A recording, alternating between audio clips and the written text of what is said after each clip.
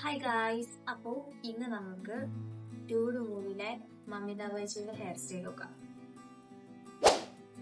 ഒരു ത്രികോണത്തിന് നമ്മൾ ഹെയർ ഒക്കെ ശ്രദ്ധിക്കാം.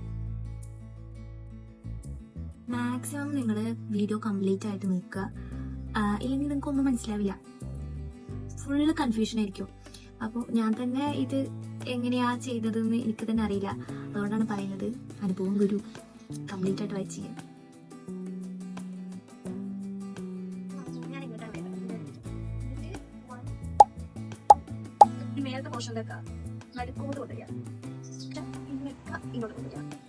മേലത്തെ പോർഷനിലേക്ക് അവിടുന്ന് കുറച്ച് മുടിയും കൂടെ കൂട്ടി അടിയിൽ കൂടെ എടുത്തു.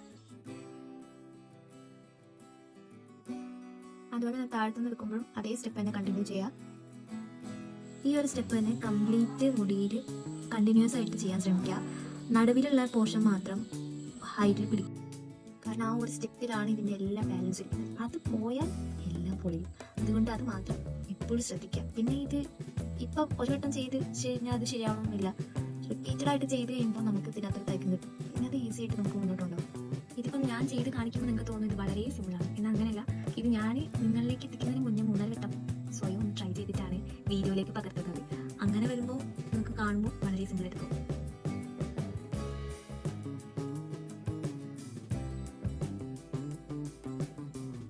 ഇത്രയും ഒരു പോർഷൻ എത്തിക്കഴിയുമ്പോൾ തന്നെ നമുക്ക് ഏകദേശം കയ്യിൽ കിട്ടും.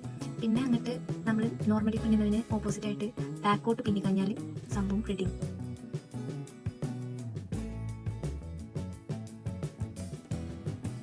ഇത്രയും ചെയ്ത് ലാസ്റ്റ് വരുമ്പോൾ ഏറ്റവും കൂടുതൽ സാറ്റിസ്ഫാക്ഷൻ തോന്നിക്കുന്ന ഒരു സ്റ്റെപ്പായത്.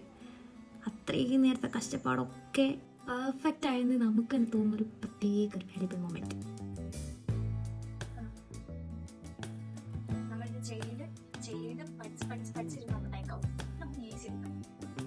അപ്പോൾ ഗായ്സ്, വീഡിയോ ഇഷ്ടമായാൽ ലൈക്ക് ചെയ്യുക, ഷെയർ ചെയ്യുക, സബ്സ്ക്രൈബ് ചെയ്യുക.